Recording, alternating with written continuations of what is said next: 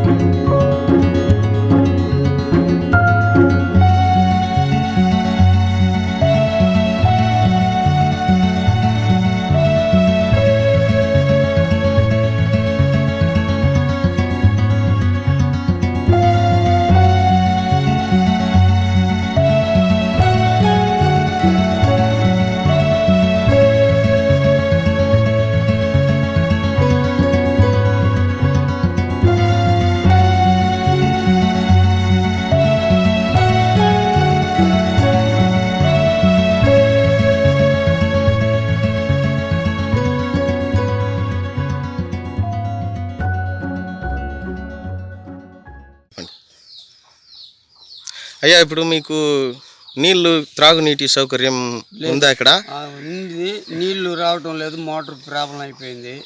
అది ఇప్పుడు ఒకటి ఇరిగిపోయింది, పిల్లకాయలు ఇచ్చేసినారు. ఇది మాకు ఇబ్బందిగా ఉంది, నీళ్ళ కోసం. ఇంకేం లేదు, ఆయన ఏం మంచి పని చేసినాడో అది తెలియ.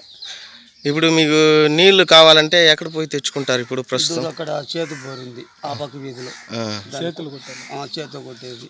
ఇప్పుడు మీకు కొళాయిలు ఏం లేదా ఇక్కడ? కొళాయి ఉంది, గవర్నమెంట్ వేసిందే.